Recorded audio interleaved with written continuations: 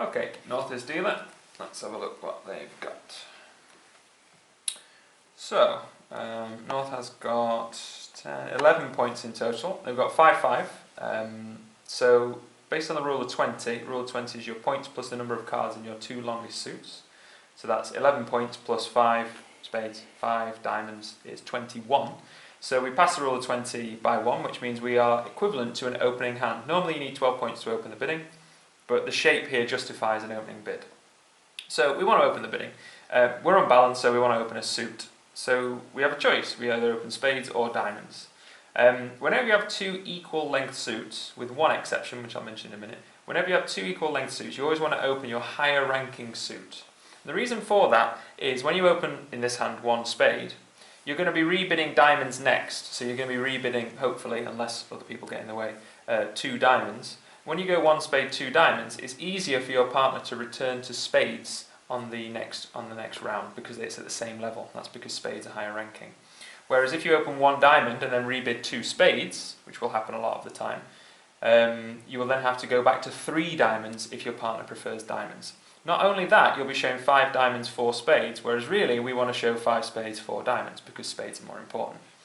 If allowed, if we got 3 bids, we could go spades, diamonds, and then diamonds again, which would show our true 5-5 shape, but that would require quite a lot of bidding space, and we don't always get the room to do that, which is why we want to get the 5-card major in and not too concerned about the 5-card minor. So I would start with 1 spade, and the intention is going to be to rebid the diamonds to show our unbalanced nature, and at that stage it will show 5-4. So 1 spade is the start. Alright, East cards. So this is quite unusual. It's not often the opponents will open a suit and you have 5 cards, not only that, 5 decent cards in their suit. So when you have a fit with the opponents, the hand kind of decreases in value because you want a fit with your partner. So when you have a fit with the opponents, what you tend to find is there is a misfit going on. The opponents have a misfit because you have a fit with the opponents, and therefore your side has a misfit. And that's not guaranteed. Your partner might have lots of hearts or lots of clubs to give you a fit there. But the theory here is your hand is starting to feel worse, and that's because the opponents have opened spades. If the opponents have opened any other suit, we would have overcalled 1 spade, absolutely. But because they've opened spades, the suit we want to bid, our hand has decreased in value. So we can't just bid 2 spades, because bidding the opponent's suit is never a natural bid. So if we bid 2 spades, that is not I have 5 spades and 10 plus points, as it normally would be. That's because the opponents have bid spades already. So our options are pass, double, or bid no trumps, basically.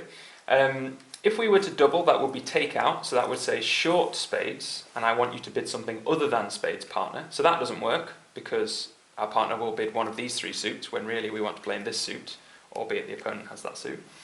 So double doesn't work. And bidding no trumps, now no trumps looks okay, because we've got a balanced hand, we have a stopper in the enemy suit, ace-queen. No trumps looks okay, but when you're an overcaller, you need more points to make a no trump overcall. So with 13 points, we haven't got enough points to make a 1 no trump overcall. 1 no trump overcall is sort of 15 to 18-ish. So we're nowhere near. We're at least 2 points off the amount you need for a 1 no trump overcall. What that means is, with this opening hand, with a 5-card major, you're going to pass. So that's exceptionally rare, and the reasons are, 1, we haven't got enough points to bid no trumps as an overcaller, and 2, the opponents have opened our long major, which means the hand is getting worse. It feels like a misfit. So therefore I would pass and wait to see what happens. Alright, South's cards. South's responding to 1 spade. Let's see what they've got. So South has got a grand 6 points in total, not particularly good. 6 or more points, you should respond something though, because our partner might have a really good hand, 18, 19 sort of points over there. We can't support our partner's spades, because we only know they've got 4 or more at this stage. So we can't support the spades, and we shouldn't pass with this number of points. So your instinct may well be to bid the club suit. If you bid 2 clubs, that would feel instinctive, that feels kind of obvious if you like. The problem with bidding 2 clubs is that you're bidding at the 2 level. And whenever you bid at the 2 level as a responder, you're promising a certain number of points, which is 10-ish. A good 9 sometimes sneaks in there, but 10 or more is typically what you need for a 2-level response, which we don't have. We don't have anywhere near 10 points, we're miles away actually. Yes, we have a nice 6-card suit, but we don't have enough points to bid 2 clubs. And if we do bid 2 clubs and our partner suddenly puts us in 3 no trumps because they've got 15 points thinking we've got 10, we will be in trouble. So there is only one bid in the box that satisfies all of those things. We can't bid spades, we can't bid at the 2 level, and we can't pass. There's only one bid in the box that ticks all those boxes, and that is 1 no trump. The dustbin response. We call it dustbin response because a lot of bad hands get thrown into it. So we have to bid. We can't bid at the 2 level, so therefore we have to bid 1 no trump. It doesn't promise a balanced hand as the responder. It's unusual for no trumps not to be balanced, but it's because we're forced here. We have to bid, assuming we've got 6 or more points, and we can't bid anything other than no trumps. So 1 no trump simply says 6 to 9 points, and I do not have a fit for your major, in this instance, spades. So that's what I do. Now to West. Let's see what West has got. Right, West has got 6, 7, 8, 9, 10 points in total. This is quite a distributional hand. A 7-card suit, especially a 7-card major, is something you almost always want to mention.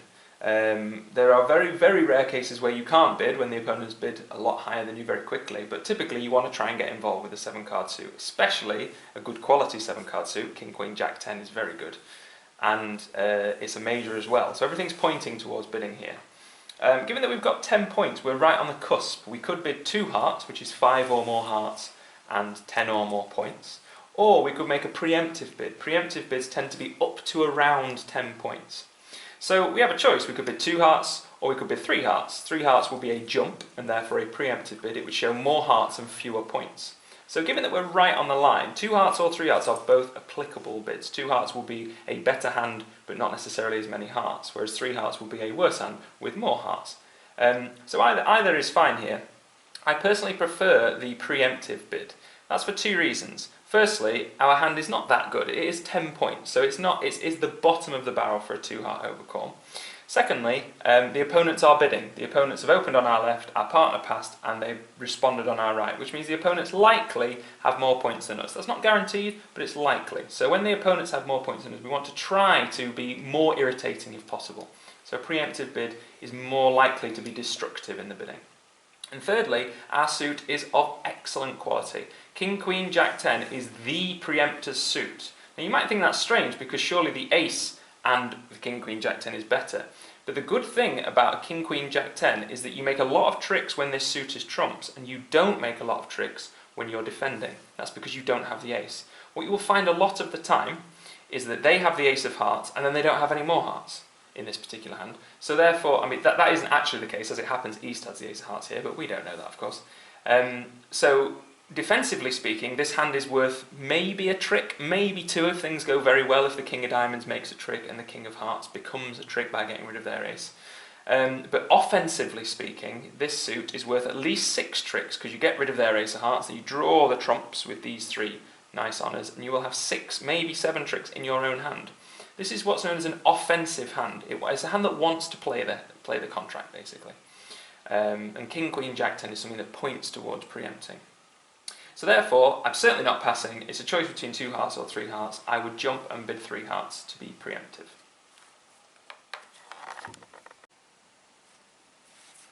Alright, back to North. So, North's original plan was to open a spade, rebid the diamonds, show their 5-4, and hopefully rebid diamonds twice to show 5-5. That didn't work. The reason that didn't work is because West is also here, and West has made a preemptive bid. That's an aggressive bid that West has made. It looks like they've got lots of hearts and not many points. Our partner's made a response, albeit a somewhat negative response, in that they've denied a spade fit and they've also denied a hand good enough to bid at the 2 level. So our partner's limited to up to about 9 points. So that means in the best case scenario, the points are about 20-20. Our partner has 9, we have 11, that gives us 20, which gives the opponents 20. And in the worst case scenario, the opponents actually have more points than us. So this is a really awkward position for North. The bidding has not gone how they wanted. They wanted to bid the spades, then the diamonds, and then potentially the diamonds again if allowed, which has not happened. So your choice really is, do you pass and kind of give in to the preemptive bid? Do you bid 4 diamonds, showing your 5-4 shape, which is quite a big bid, especially opposite a 1 no trump hand and especially vulnerable? Or do you make a takeout double? Takeout double will be short in hearts, which is true.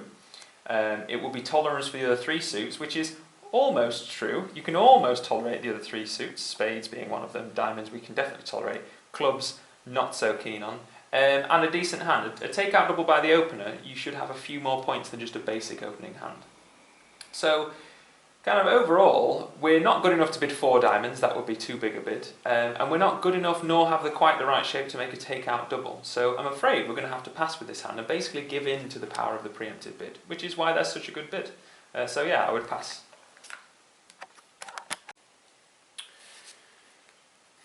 So, East turn to bid. Their partner's made a preemptive bid of 3 hearts. Now, if that was an opening bid of 3 hearts, it would guarantee 7 cards in hearts, absolutely. Well, unless they decide to be super aggressive for some reason with only 6. So if it was an opening bid, it would be 7 cards. As an overcaller, it's a little bit more vague, and that's because the 1 no trump response here has forced our partner to have to jump to the 3 level. So a weak jump overcall is typically 6 cards.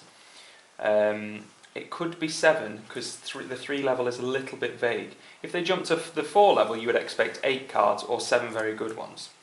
What I'm trying to say is, West could have 7 cards in hearts, or they could have 6 cards in hearts, and they've just decided to be aggressive given the vulnerability and given the way that the opponents have opened the bidding and responded.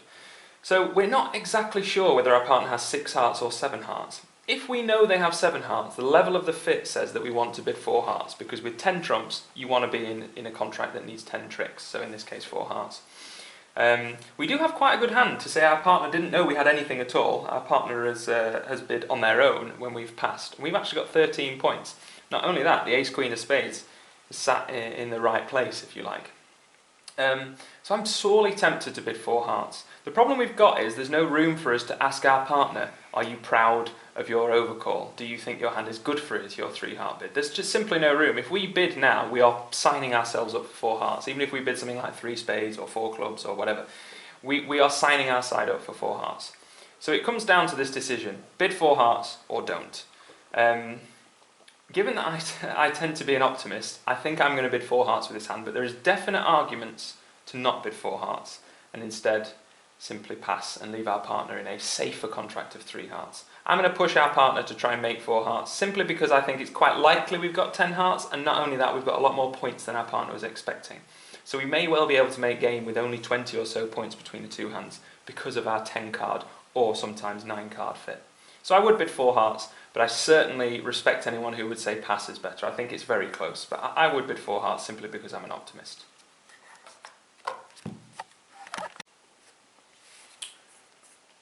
To south, East has just bid 4 hearts, so that's pretty much our hand out of it now. We weren't likely to be bidding again anyway unless our partner made us with a double or something like that. And we certainly don't want to be bidding now. Bidding something wild like 5 clubs would be exactly that, it would be wild. We just don't know what's going on. The opponents may or may not be making 4 hearts, so there's no reason for us to bid as south. Don't forget, of course, our partner's opened the bidding and we've got 6 points, so we know that the opponents don't have the normal 25 points to make game. So there's no certainty with this 4 heart contract anyway, so there's certainly no reason to go sacrificing thinking they're going to make 4 hearts. They've obviously bid it on shape rather than points, so I would pass, nothing to say here.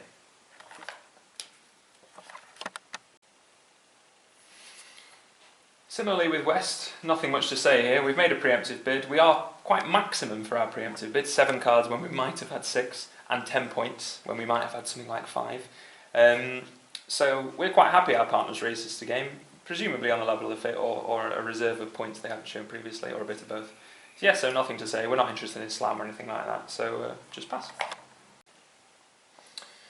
Right, well, we didn't have anything to say as North over 3 hearts, so we don't have anything to say over 4 hearts. There's no reason to penalty double or anything like that. We don't know, they're not going to make it.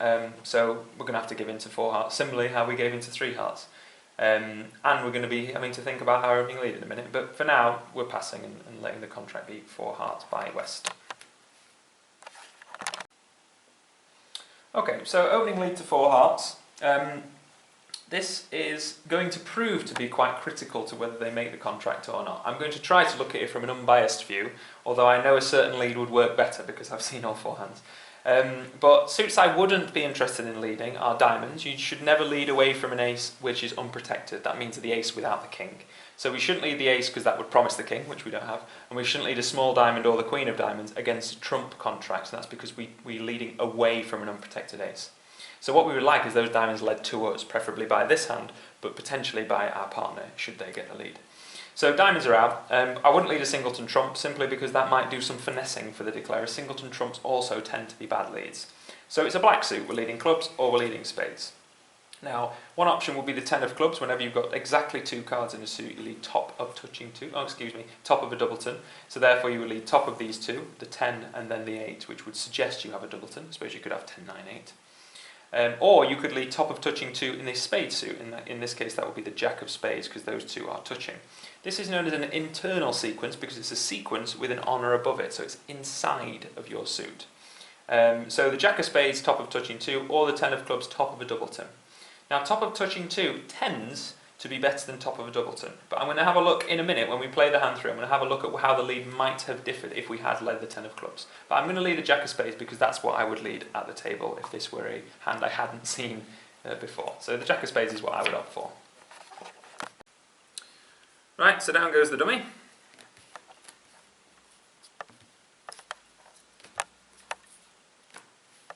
Right, so we are in 4 hearts. When you're in a trump contract, you want to try to count your losers, or think about the suits you may lose tricks in, and try to reduce the number of losers there. So looking at the trumps, we have no losers in trumps. We've got all the top cards right the way down to the 9. Spades, we have no losers. We can play the ace on this jack, and that would win the trick, and then we would have no more spades in hand, so we can trump them. Clubs and diamonds are where our potential problems are. So if we were to play towards the kings in those minor suits, we would need the aces to be in the correct places. So that would mean if we lead a club from this hand towards the dummy, we would hope the ace of clubs is with north on our left hand side. And if we were to play a diamond from the dummy towards our king, we would hope the ace of diamonds is on our right hand side, which means our king will make a trick. So there is potential for 4 losers in the minor suits. We could lose the king of diamonds to the ace there, and then the queen of diamonds afterwards. And similarly, we could lose the king of clubs to the ace there, and lose the queen of clubs afterwards. So we could have 4 losing tricks in the minor suits, which is worrying. So we've got to make a decision as to how to play those suits. Now the best way to play the suits in isolation is to play low towards the king and low towards the king. They're very, very similar suits. The only difference is the jack here, but that doesn't make too much of a difference. So low towards the king and low towards the king, that would mean we would make, as long as this hand doesn't have the ace of clubs and this hand doesn't have the ace of diamonds. So that would be quite unlucky if both hands had the correct aces sat over our kings, and that would lead to us losing 4 minor tricks. The other alternative we have is we could try the queen of spades on this trick now, taking a spade finesse, which may lose to the king of spades on our right, or maybe it will win and give us the ace of spades as a way of discarding one of our club losers. So the decision at this first trick is a critical one. If we play the ace of spades, we need either this hand to have the ace of diamonds or this hand on the left to have the ace of clubs. We need one of those 2 things to be true. If that doesn't happen, then we're going to go off. The other alternative is to play the queen of spades now, hoping for the hand on our left to have the king of spades. If that works, we will then have the ace of spades to discard one of our clubs, and we will then only maximum lose 1 club and 2 diamonds to make our contract. So it comes down to the maths. The maths are the finesse of spades is a 50-50, the king of spades on our left is a 50% chance, albeit that's not strictly true, which I'll come back to in a minute.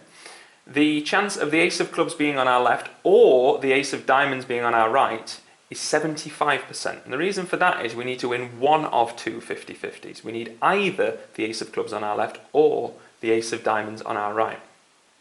So therefore, we should play the ace of spades on this trick, refusing the 50% chance and instead take the 75% chance. There is a slight change in the odds in that the left-hand opponent opened the bidding and the right-hand opponent only showed 6 to 9 points. So the left-hand opponent may well be more likely to hold points. Well, in fact, they are more likely to hold points. So the king of spades finesse is more likely than 50% to work, simply because they open spades on our left.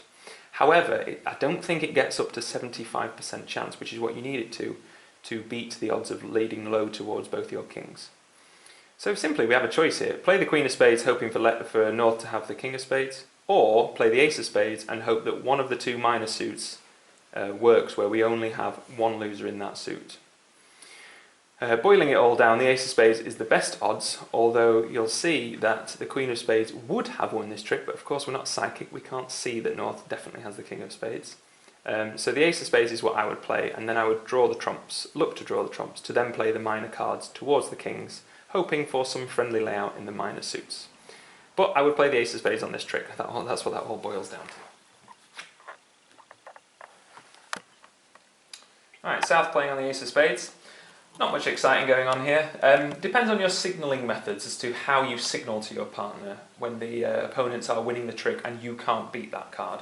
So there is in theory a difference between the 7 and the 5. You have a choice. You play the 5 or you play the 7. You could play encouraging, so you could play low is encouraging or high is encouraging, that will be held or reverse held. Or you could play count, which says I have a certain number of cards, you go high low with an even or low high with an even, depending on whether you play normal count or reverse count.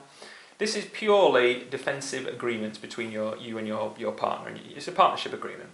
So whichever card you think you should play is the correct one as long as you agree with your partner. I'm going to play the 5 simply because it's smaller, but the 5 could mean I don't like spades, or I do like spades, or I have a certain number of spades, or I want you to lead a club. There's all sorts of special agreements here, which I'm not going to get into because I'd talk for hours and hours about them. But you need to have a good agreement. When the dummy is winning the trick and you can't beat that card, what does your small card mean? Does the 3 mean something? Does the 6 mean something? Obviously you can't get too specific, but low tends to mean something and high tends to mean something. So in my system I play upside down count, so I play low high when I've got an even number. So I would actually play the 5, which suggests I have an even number. But that's what it's whatever you agree with your partner. But I'm going to play the 5 for simplicity. Okay, not too much to think about here. No option but to play the 9, so the 9 of spades gets played, and we're on the dummy. So that's trick 1 done. So, we've now got to decide how to go about drawing these trumps. Now, as it happens, we have all the trumps right the way up from the 9 all the way to the ace, so it doesn't really matter what we do here. We would like the trumps to break 2-1, because when the trumps break 2-1, that means our third diamond in hand can be trumped by that shortage on the dummy. The trumps aren't 2-1, we've got to be a little bit careful about getting rid of those diamonds first before we get rid of dummy's last trump. I would play the ace of hearts first, simply because I then want to be in hand on the second round, assuming the trumps are breaking 2-1. If not, we will have to do something else first. So I'd play the ace of hearts just to see how the trumps are breaking. So the ace of hearts gets led from the dummy. South plays the 7 of hearts, we play something small, and North plays the 3 of hearts. So the trumps are indeed breaking 2-1, that's 4 trumps gone, we've got 6 in hand and 2 in the dummy, so that's 12 in total, which means one opponent has 1 more trump, which is good news. So we've won that trick. Now we can draw that last trump. You could easily draw the trump with the 9 of hearts on the dummy, or come over to the king, queen, jack or 10, they're all equivalent, just need to play something bigger than the 8. Doesn't really matter. I'm going to play to hand, but it honestly doesn't matter which order you do this in. So I play the 5 of hearts, South plays the 8 of hearts, we win, whatever. And North has to discard something. It's quite likely North will discard a small diamond, simply because there is no diamond threat on the dummy, whereas there is a spade length threat on the dummy, so it's good to keep length with the dummy as a defender. They could discard a club as well. The clubs don't particularly help them, but the diamonds look more useless given there's no length. So I would discard a small diamond. So that's the trumps drawn. That's good that they were 2-1. That happens quite a lot of the time, kind of just over 70% of the time they'll break 2-1. And now we need to play those minor suits for no losers. We need to play a diamond from the dummy towards our king, or a club from this hand towards that king, hoping that the ace of clubs isn't there and the ace of diamonds isn't there, as said before. We've just won the king of hearts in hand, so that means we are going to be playing from this hand. We must not play diamonds from this hand, we must play diamonds from the dummy. Similarly, we must play clubs from this hand and not from the dummy. We need to lead towards our threat. So I would lead a low club to the king, hoping that the ace of clubs is here rather than here. So that's exactly what I'd do. I'd lead a low club, they will play low. Second hand should play low anyway, but they happen to have nothing to think about here. We play the king, and what we're hoping for here is the ace of clubs is on our left, so the king of clubs wins this trick. But that is not the case. The ace of clubs is on our right, which is bad news. We've just lost one of our 50-50s. So this is starting to look a little bit scary now, because we might well have the ace of diamonds on our left. Not only that, the opponent on our left opened the bidding and has so far turned up with only the jack of spades. So they sort of look odds on to have the ace of diamonds now, so we're starting to feel a little bit scared. Anyway, as a defender as south, we should return a spade because our partner may well have the king, and in fact does have the king. Unfortunately for us, the declarer is going to trump it here, but it's the safest thing to do. You shouldn't try and cash clubs or anything like that because it might set something up in declarer's hand. Just be as safe as possible and as passive as possible, if you can be. So the spade comes back. We do not want to run that to the queen, because if we run that to the queen, then we will lose the trick simply because the king of spades is very likely on our left. So we should ruff it. We could throw a loser away here if you wanted to, and let it run to the queen of spades, setting the queen of spades up, but that won't help us. We still need the ace of diamonds on our right, so it actually doesn't matter in effect. Spade gets played, so we win that trick.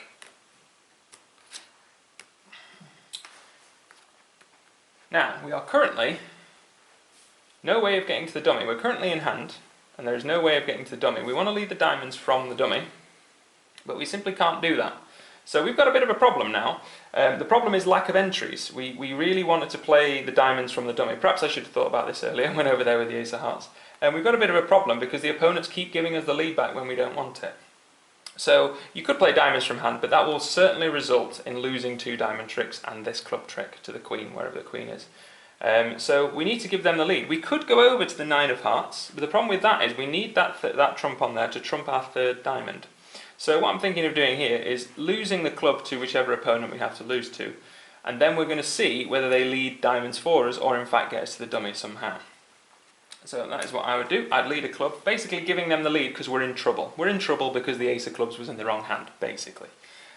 So jack of clubs gets the 10 there, low club there, and they win the queen of clubs, which is fine. And we've lost that trick. Now this defender south is on lead again. They still shouldn't lead diamonds. Now if they do lead diamonds, you can see it goes diamond, our king is trapped underneath the ace queen, so we're going off. But they should actually lead clubs. The 9 of clubs beats the 7, because that puts us back in hand. That puts us back in hand so we can't lead anything from the dummy. We're constantly threatened by leading from this hand, not that hand. It just goes to show you the power of passive defence. Leading to give the lead back to the declarer, they're constantly having to lead from their hand. It's really bad for the declarer. So I would lead the 9 of clubs, making the declarer trump. Yes, you could lead a diamond, and yes, it would work because the king is sat underneath the ace queen, but that's not necessarily the way the diamonds are positioned. So you're forced to ruff here. Probably better to ruff high just in case you need a lead over there. 9 of clubs is played. We can discard something pretty relevant. What North discards here? Probably a diamond.